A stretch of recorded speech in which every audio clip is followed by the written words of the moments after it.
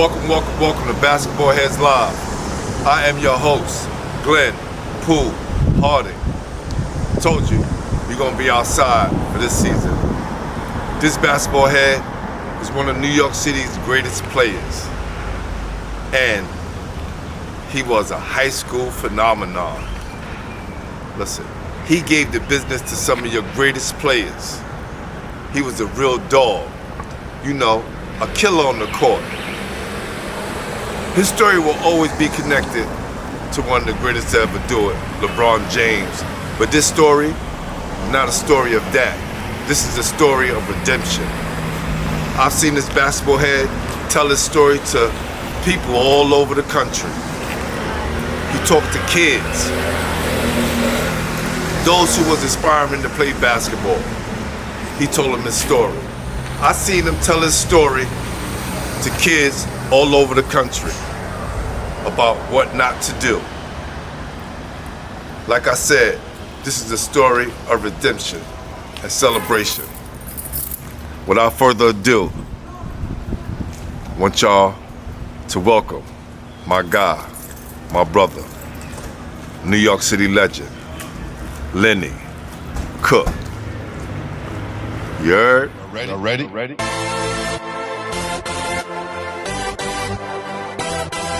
Yes. You have just stepped into the world of chaos, where everybody goes hard. Come on. Go hard. Go hard. Go hard. Go hard. Go hard. Go hard. Go hard. Or go home. Never back down. You gotta hold your own. Go hard. Go hard. Go hard. Go hard. Go hard. Go hard. Go hard. East Coast. Go hard. West Coast. Go hard. Midwest. Go hard. Dirty. Hurry up, everybody. Get online, buy your tickets, cause the game about to start. What's up, bro? What's happening, champ? Oh, man. Appreciate you, man. Appreciate you. Nah, this is all love, man. Listen, I definitely wanted to, just show you some love, man, because we all know the story, right? But in between, it was the times I would see you and I would just stand back and watch how you interact with the people, how you interact with the kids. I saw you giving the give back right then and there. I said, yo, this guy, he's on a mission. It's like a whole different story right there. Absolutely. Let's go back for a sec, right? Yeah. Like, I always ask everybody, first question, like, who introduced you to the game? Well, it came from a guy named Jeff Farley, you know what I'm saying? I was living right here at 1105 Urban Avenue at the time, you know what I'm saying? This shit totally. Was it like this? Was it like this? This was totally different from when I was living here. Right. You know what I'm saying? 99. Never forget it, me and my dad, my brothers and sisters came here, bro. It was totally different. Like I said, this was my man building. All of this was up there, right? Was all this up here and all that? Nah, none of that. They made this look like we in the suburban community Right. But this is where it started, you know what I'm saying? And then, like I said, Jeff Farley introduced me to basketball. Walking around the field to 384 Park. Me and my best friend, Damani Eastman, was playing in 384.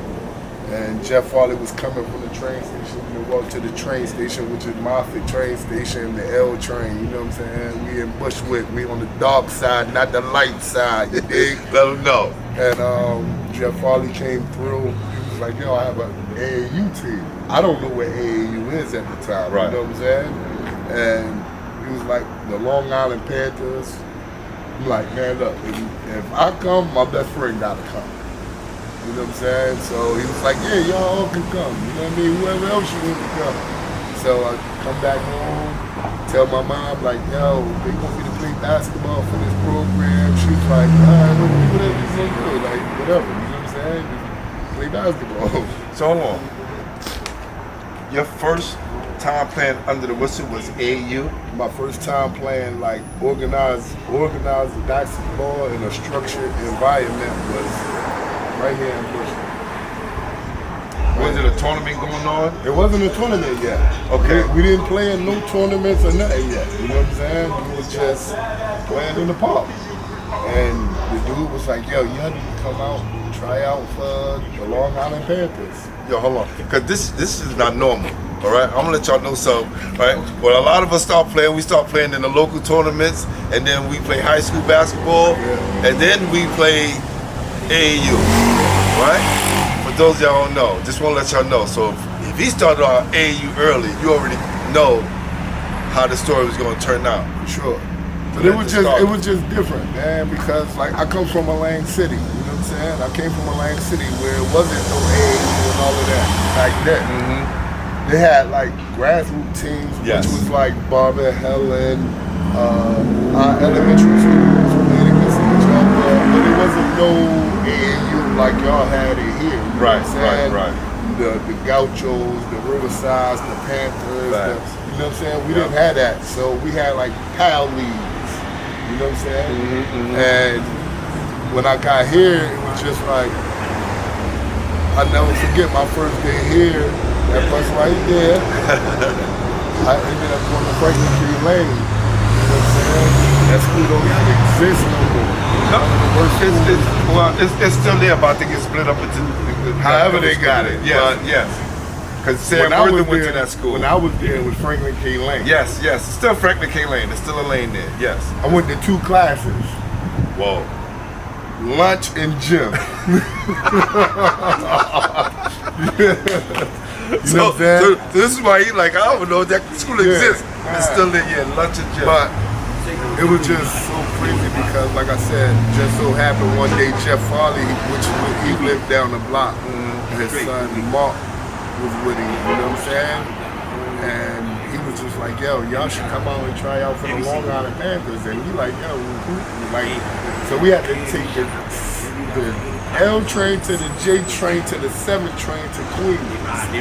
And God bless his soul, Tyrone Gray, you know what I mean? That's my first coach ever, you know what I'm saying? Coach Ron Artest, Lamar Udo, a lot of greats, you know what I'm saying? And he put me in position to be great. And I tried to stand on that, and I stand on that to this day. So let's talk about that first game. Do you remember the first game under the whistle? Like your first game? The first game under like the your first whistle. game ever, like. What I do remember, is me going to Corona, Queens. Like I said, Jeff Farley took us to Queens for the Long Island Panthers. So we in practice or workouts or whatever Mr. Green was doing at that time, right? And he tells me, yo, there's nobody in this gym that's good enough to make this team. So, me, being me, I'm like, yo, you don't even know me. You don't know, I understand, I got the resume of who you coach. You know what I mean? And he was like, nobody in this gym, but that's any coach. That's gonna push you. You know what I'm saying? So that's going to motivate you, having great players on your resume to brag about. And I just felt like, man, you don't even know me, Mr. Green. How you going to tell me I'm not good enough to make this team? You know what I'm saying? And I just went out there, and everybody that got in front of me, pause, I bust their ass. And at the end of the day, Mr. Green ended up getting me out of Franklin K. Lane and getting me the scholarship to go to LaSalle Academy. Was you always this tall, bro? Did you have a growth spurt? How did all this come about? I was always a skinny, long nigga, pause. You know what I'm saying? Always. But I got a growth spurt my sophomore year. Sophomore into my junior year. And my wingspan always been long. Like, people used to teach me prior to basketball, like, yo, nigga, you can stand up and scratch your knees. Facts. You know what I'm saying? Oh, man, long. So, that was different. What was it, some of the things that you think, like, separated you from everybody else? Or was all this, like, natural God-given talent that put you in the space that you was in? I just feel like what's the word I want to use? I didn't get comfortable. Okay. You know what I'm saying? Okay. And coming from being a nobody to being ranked in the city of New York City, where New York City breeds greats. You know what I'm saying? So I feel like at that time in high school, it was just like more so I want to be the best. So I didn't care who I was playing against, whether it was the St. Ray's, the Rice, the Cardinal Hayes, the whoever, you know what I'm saying? I just felt like can't nobody do nothing with me. Nobody. I don't care who it is. That what I saw early on, like as far as you being a dog and a real killer. It's a lot of kids, you know, say, oh, he's talented, right? Oh, he's gifted, and he has skill. It's a difference with being a dog and a killer, because you was relentless and you didn't care about who the guy's name was or how much the coach said that you wasn't ready for his team. It was just a point about showing people what you could do. I'm gonna tell you.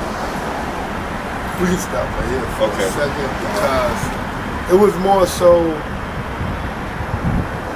I had nothing to lose. You know what I'm saying? So at the end of the day, it was just more so of, you playing against Rice. They got Andre Barrett, Kyle Cuff, Andre Sweet, Kedron Clark. You know what I'm saying? And I'm like, I don't know none of these guys. You know what I'm saying? I don't. Right. They at had names, at the but time. you was kind of coming into it. So it's just like, okay, my team loaded too. I got Famous Brown. I got Miguel Caballero. I got Justin. What's Justin's name? Last name? I forgot his last name. But I got these guys that I'm looking up to when I get to LaSalle. Right. You know what I'm saying? So it's like, all right, well, we gonna compete, and 80% of the time we lost to the Rice and the St. Ray's. I had 30 and 40. You know what I'm saying? So I was cool. Right. I was cool. And Bill Abram, he gave me the green light when I got to LaSalle. You know what I'm saying? I forgot the Spanish assistant coach name that we had. Oh, Coach Palenko at LaSalle.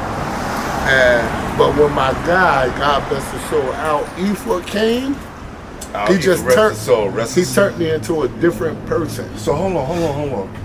That's my guy right there. Yeah. You had Coach Efa. I had Coach Al Efa. Yes. The big ass motherfucking hands. Right. You know Right. But he brought a different person out of me. You know what I'm saying? Pause. And that motor in my back just grew and grew and grew. You know what I'm saying? I went from a 6-cylinder to a V8. Right. Then it turned me into a motherfucking V12. Now, you know what I'm saying? Yo, now it's starting to make sense, because of all the great players that I know that came out of New York City, all of them was kind of connected to a great coach in some way.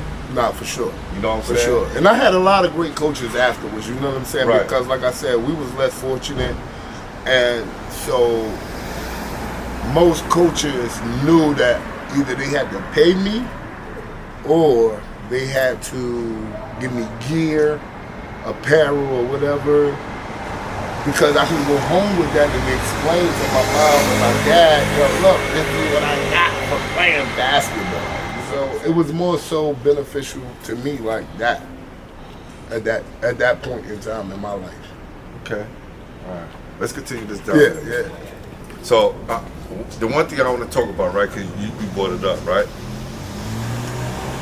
And we're going to get there to that. We want to talk about the money situation, right? For sure. I think a lot of people, give you flack about and say, that, this guy took money, but all these guys get to get legal money right now. Right now. Right? So, absolutely. So would you say you was like one of the original guys for the NIL? I think I'm the reason why y'all getting paid right now. I think Lenny Cooke is the reason why y'all getting paid right now.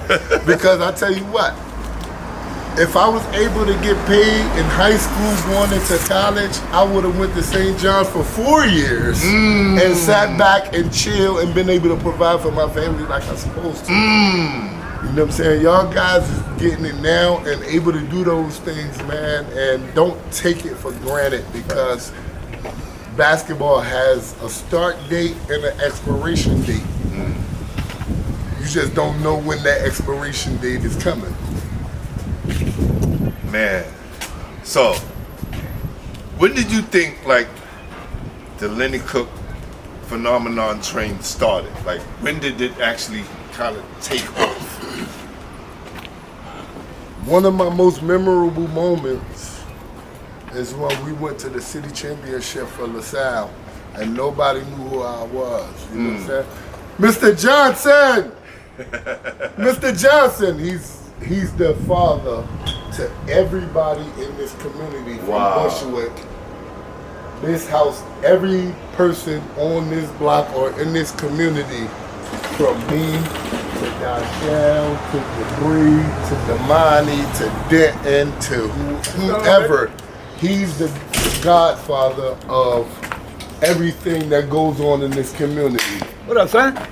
What's up, Mr. Johnson? Everything good, baby? Yes, sir. How you doing? All right. You missed your boy by a week. Oh, man, he was here? Yeah, he came up to stay with me for a few days. Okay, this is How you Mr. doing? Johnson. Like How I you doing, said, Johnson? man, My he's one of Cool, they got everybody from basketball heads. Cool. he's the godfather of this community, man, and he took great care of me. Great. Gotta look out for everybody, but you know, all my youngsters. Yes, for sure. Oh, shit.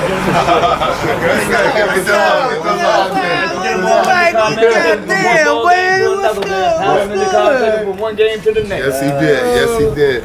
His time, son's in the military, or I don't know if Yeah, he's out now. Yeah, he's out. Yeah. that was one of my best friends, Down in Marcus San Johnson. Antonio. We battled, we went and battled.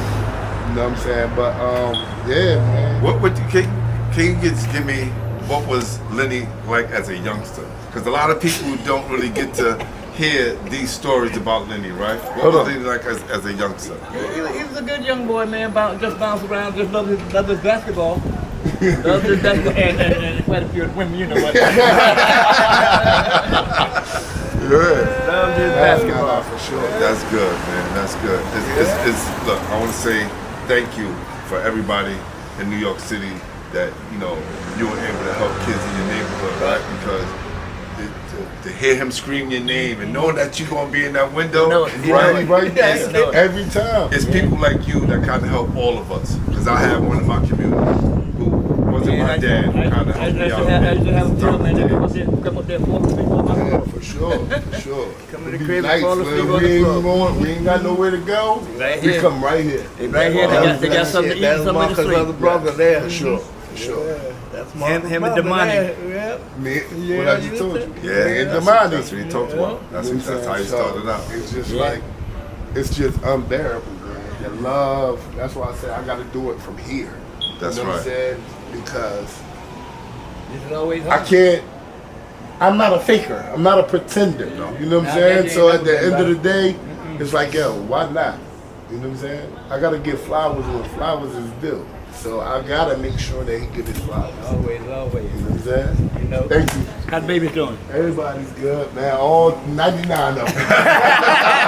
Yeah, don't forget that. Don't forget that. You know. Everybody's good. And God bless you, man. Thank you. All right. Take care. Bro, y'all All right. take care now. All right. See, But, man. See, that's what it's about, man. Right there. Like that's flowers. That's When the documentary come out. Yes, sir. We'll do. that needs to be given, man, because it's guys like Mr. Johnson, right? Mr. Johnson, yes, sir. Who kind of helped a lot of us in New York City. There's Mr. Johnsons all over the city. For sure. And without those strong men in the community, where would we be? We don't know. what I'm saying? We don't Like, know. I man. have one in my community by Mr. Diggs, Yeah. and he's one of the main reasons why I'm doing what I'm doing today. Yeah. So Mr. Diggs, Mr. Johnson, and all them guys that's across the city. Everybody, even including myself, because we won't get into that part later in the story. You know what I'm saying? But it's people like him that make me want to do the things that I do now after basketball. You know what I'm saying? Because it's not about myself anymore. Which at first, let me tell you something. It was all no about you. other. It was all about me. You know what I'm saying? And man, I just appreciate someone like that, because coming from a family which my parents is married now 41 years, don't know nothing about sports, don't know, they just married, want your kids to do what's right, you know what I'm saying? And he's the one that's, yo, you want to play basketball, I'm going to take you to practice. Wow. I'm going to take you to work out. I'm going to take you to a park. I'm going to take you to a gym. He'll load that minivan up, that car up, you know what I'm saying? And God bless his soul, his wife, you know what I'm saying? They just took everybody in, you know what I'm saying? Right. And that's why anything that I do it over here, and I make sure I give them their flowers. Yeah, that's real. That's real. But yeah, we're going over here to 384, man. This is where they talked about me for a long time, bro. I'm talking about, I had flip-flops on, wallabies on in the snow. Like this park, this little park right here. Now, mind you, this park don't have a full court, no kind of direction. Zero. So what was the games like? We played either full court from the gate to the other gate on an angle like this, or we played 2-on-2, 3-on-3. Hold on, so you got a court over here and a court here. The gate, you see the gate? Okay, we about to Right? go it right now. This is, I want to see I'm gonna show this. you. So we played our full court from the gate to the gate, not like this. Listen, that's what I'll tell you. We get real creative in New York City, bro. I'm telling you. And how the parks was back in the days, a lot of parks wasn't fixed up like it is today. Absolutely. Right? You had bent rims, no nets. Double rims. Double rims. I hate a double Yo, rim. where the hell they came? They just came out of nowhere. I think somebody just kind of I hate a double rim. They But it made me a great shooter, though. Yeah, right. You know what I'm saying? It made me a great shooter, though. But Oh, I couldn't man. stand a double rim, I swear. That's You know crazy. what I'm saying? But yeah, man, 384, this park right here, man. All of this wasn't here. None of this. You used to could just walk straight into the park. You know what I'm saying? One of the great things about EEP law is in our community partnerships, the relationships that we build with people who really care about our community, with people who hold high value in giving back, with people who are pillars in their community. Being said, EEP Law is a proud sponsor of Basketball Heads Podcast, the #1 basketball podcast in New York City.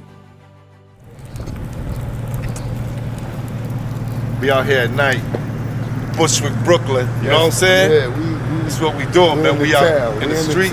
We outside for real. But yeah, man, so none of this was here at first. These. Was the handball court there? Nah, the handball was over there on the other side. So they kind of restructured this whole Yeah. thing. So my basketball court that I played on is still right here. Okay. This one right here. Is the park, is it closed?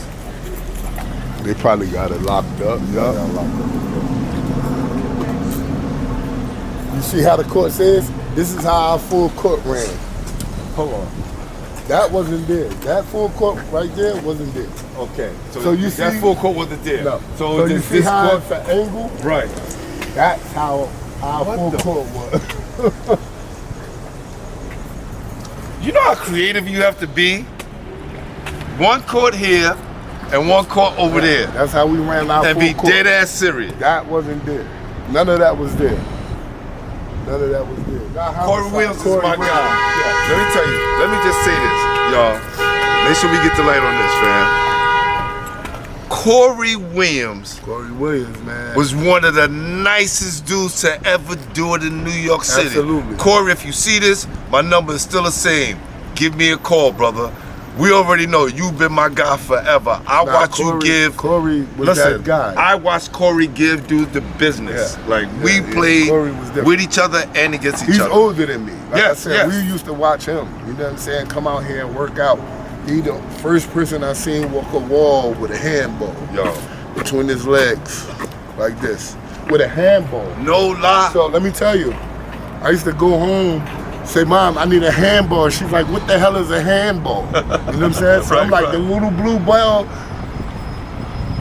So I started dribbling in the house with it, sitting on the bed, right? Come out here, going to school. Corey's out here while we going to school. We catch the L train right here on Moffitt. You know what I'm saying? Right. Corey's out here getting busy with the handball, bro. Like, people who don't understand, he was different. He was different. He was different. My man Corey. He was different. That's why I said, man, you gotta give flowers where flowers is due, man. And people like that, that's who I looked up to. Especially once I started playing. You know what I'm saying? All right. Real question right here.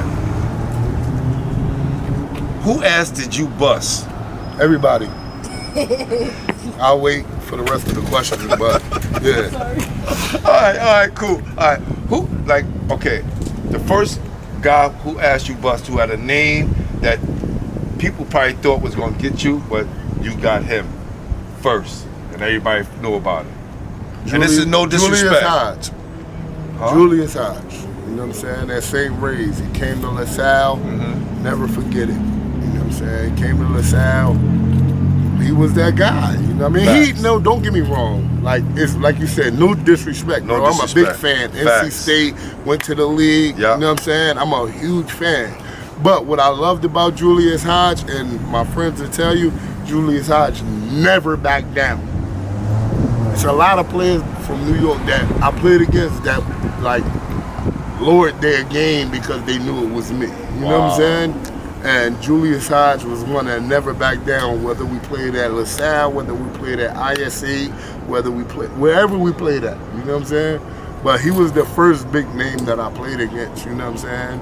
When I first got to Catholic school. But they had a fucking crew. You get what I'm saying? It wasn't just Julius. Right, you know what I'm saying? You had Peter Mulligan. You had, it was a couple of them. You know what I'm saying? Right. So I just can't say one name honestly, but nah, anybody. Like, He was like the first he notable. was the first name that I ran against. Yes, for sure. For sure. Now, you know, there's so many other things that people know about you, right? You know, we talk about the documentary, right? One thing I want to talk about is the situation when you came late, right? And the dude asked you to do push-ups or run laps. Was it suicides or whatever? You had to come and run for that? Yeah, for sure. At that time in your life, right? What was your mind state like at that time? I ain't doing shit. You know why? Because I'm Lenny Cooke. Not knowing. That ain't gonna get me nowhere. You know what I'm saying?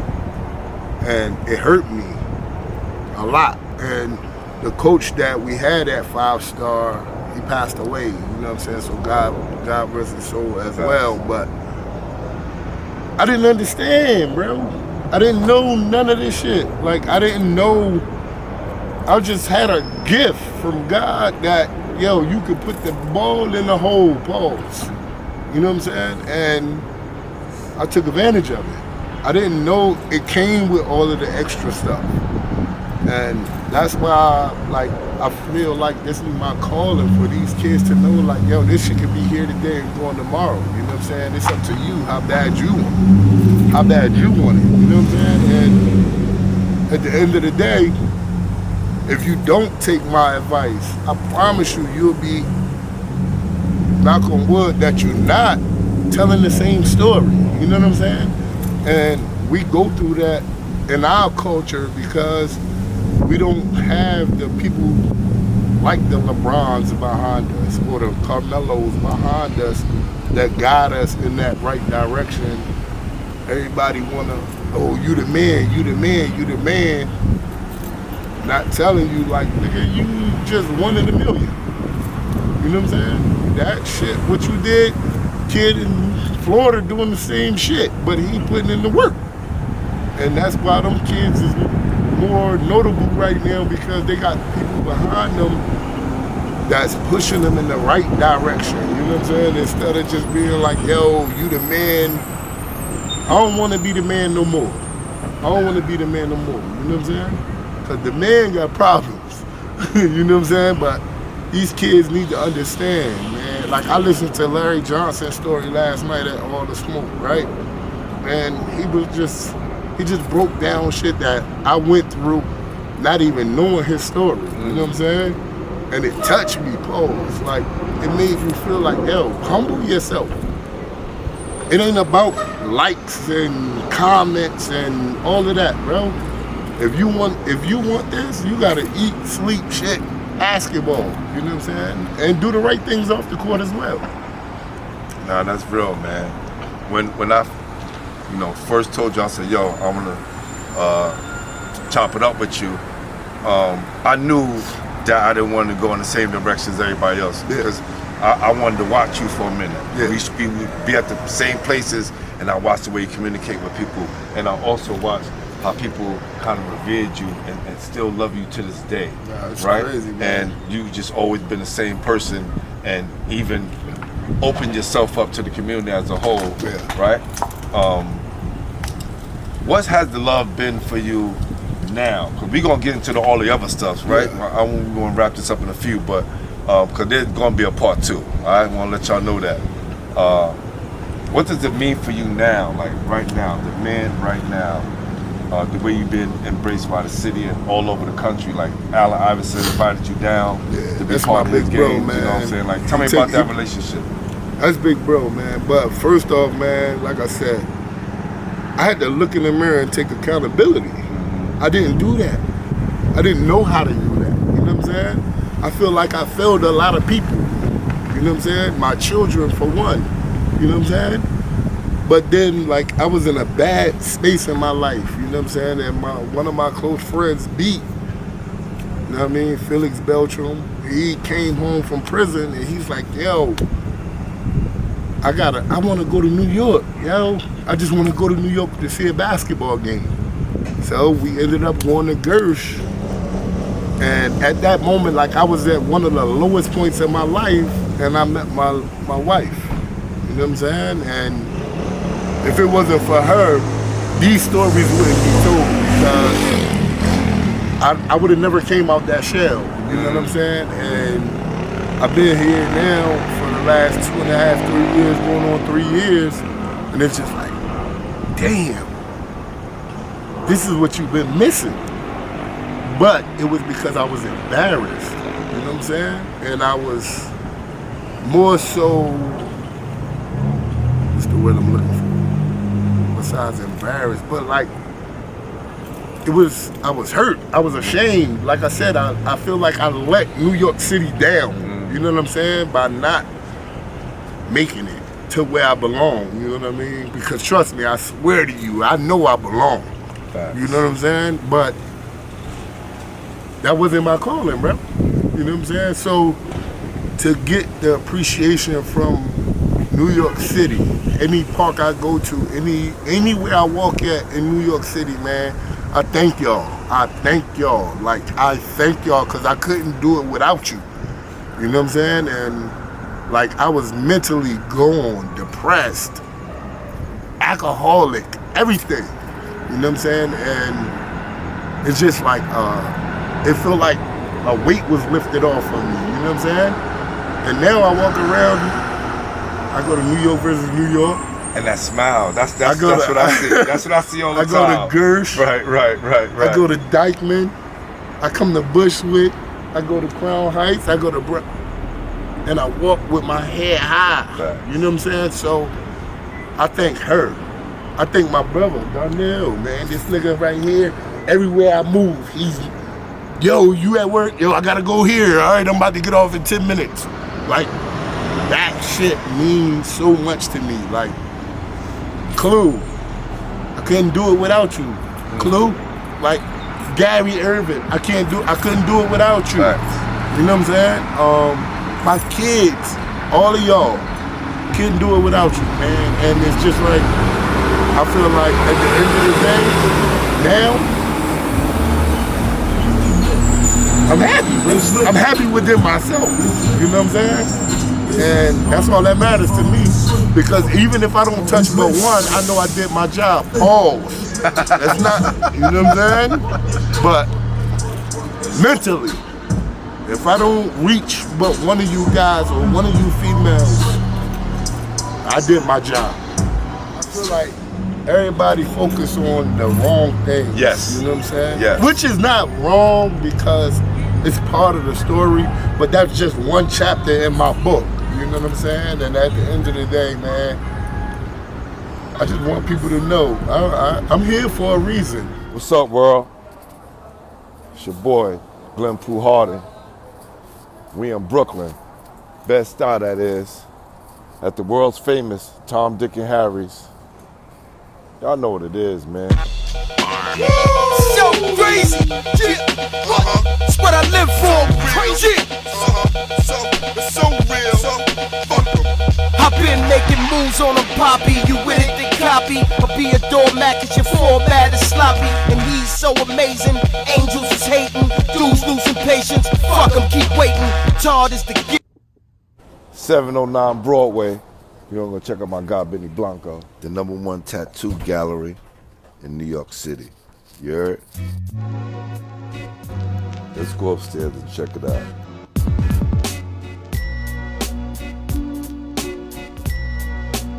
Vintage art everywhere. Vintage toys, vintage games. Look at that. That Pac-Man right here. Locked and loaded. Y'all come through. Y'all know what it is. Shadow Gallery 718. It's your boy Glenn Pooh Harding. Basketball heads. Back at you. Peace. Okay, so cool. So, let's talk about, we move it to that next level, right? We got out of the All-American camp, right? Yeah. And let you know, is that my school, Philly Dickinson, which I went. Yeah, you right? I'm not here. That's okay. right. Facts.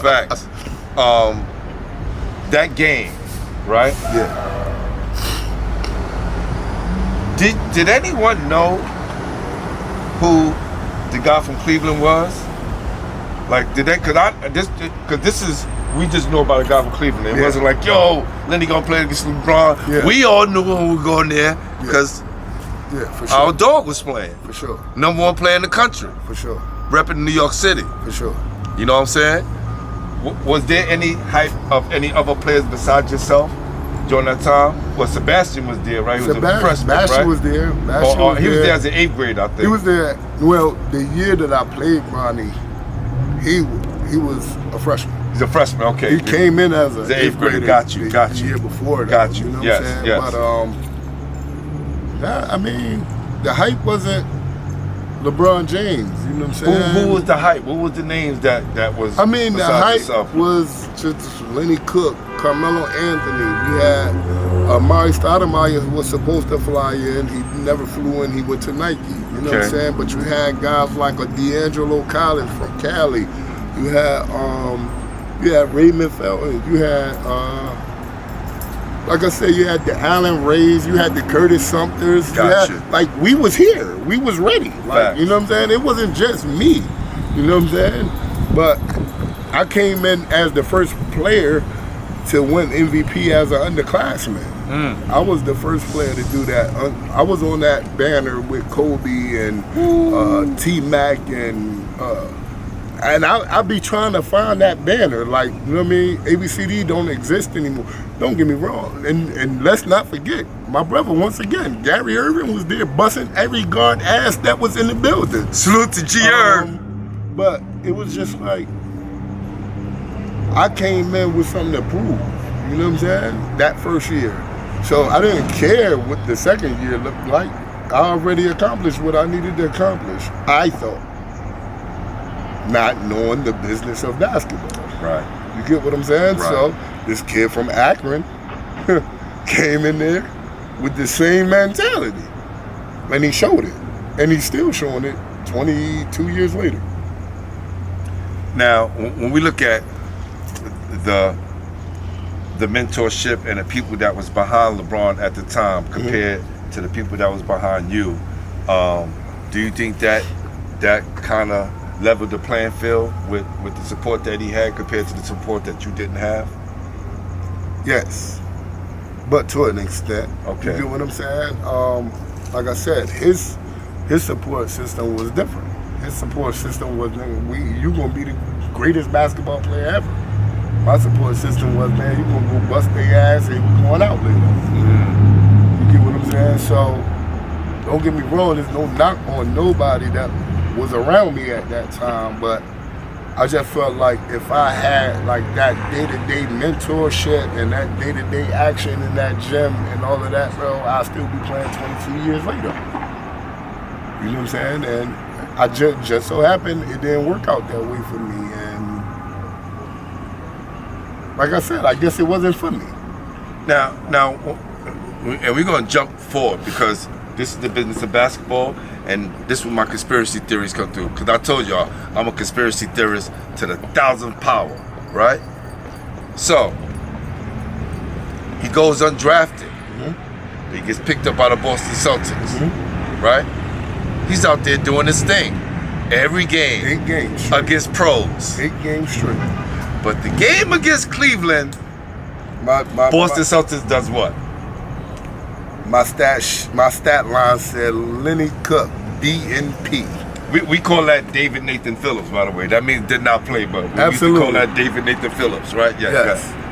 And I think that was like one of the most hurtful feelings I ever had. And people ask me this on different podcasts, different shows or whatever, like why? Yeah. It was just, for me, it was just like, damn, like, yo, I killed in summer league. You did? You know what I'm saying? Facts. And for me to not play that game, that probably was like the most memorable game of my life.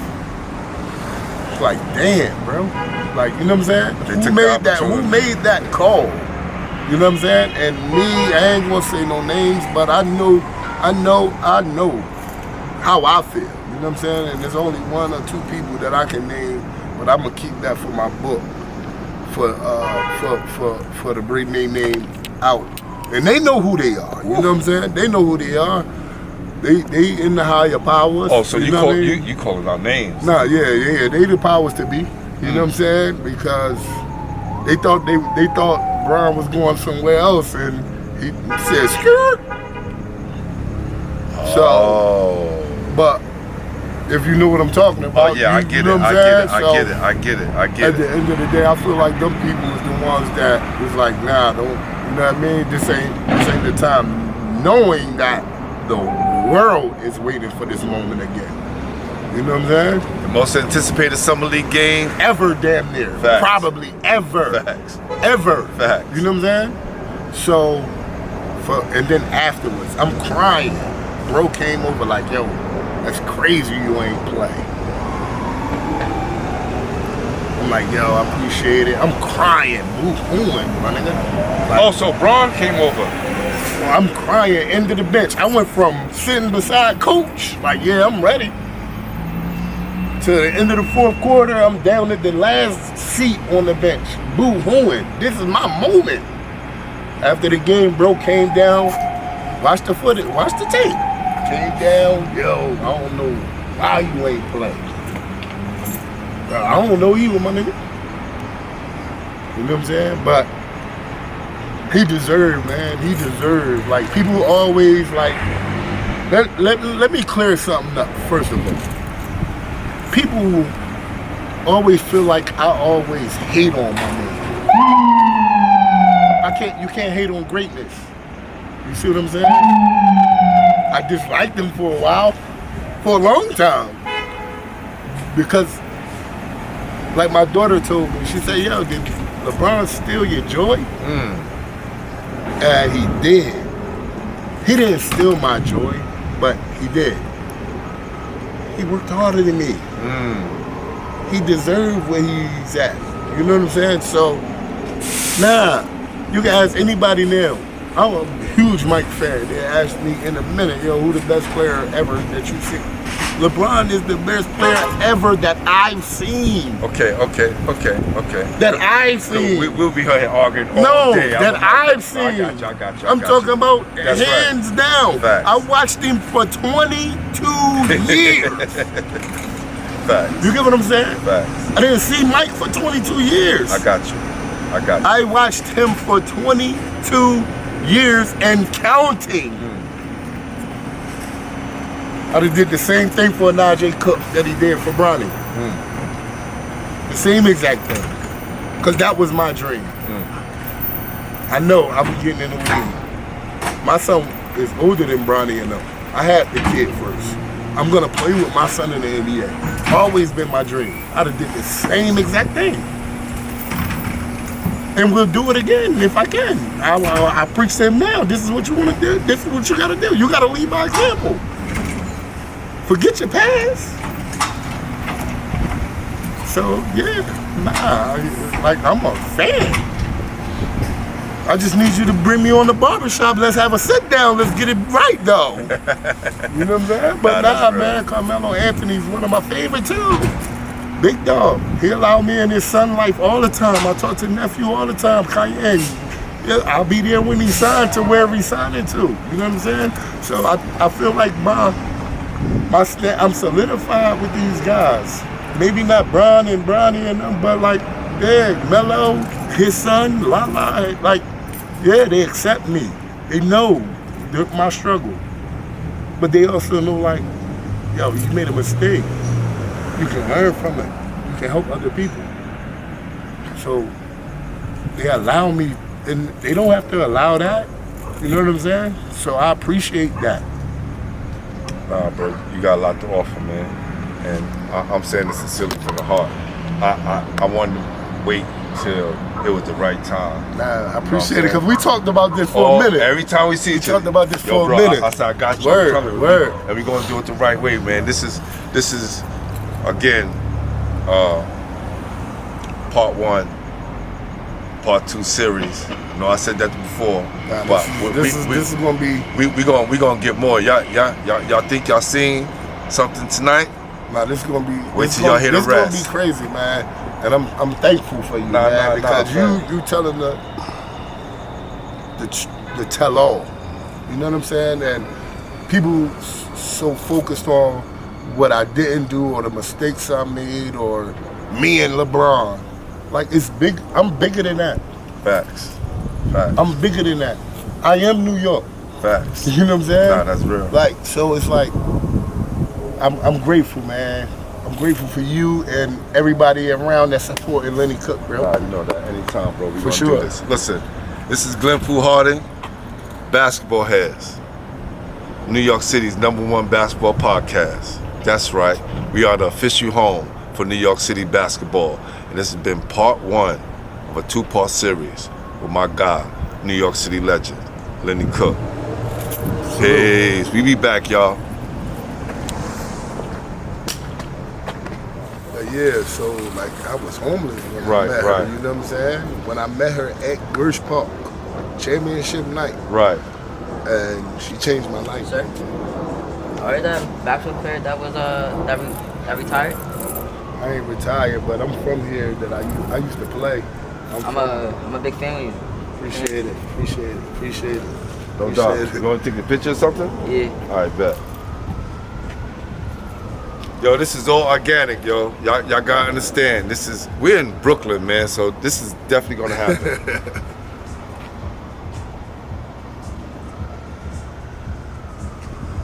Thank you, sir. Yo, appreciate you, all right? No doubt. Man. This is what it's about for me, man. Like, it ain't about Lenny Cooke no more. Right. You know what I'm saying? At all. It ain't about me, man. It's about making an impact on someone like that. You know what I mean? And the next generation to come. Told you, story of redemption, baby. Lenny Cooke. Oh yeah. We said 2, there's gonna be 3. Is it part 3? We going back home, baby. For sure. No doubt. Atlantic City, here we come. Here we go, baby. Y'all ready? Y'all ready?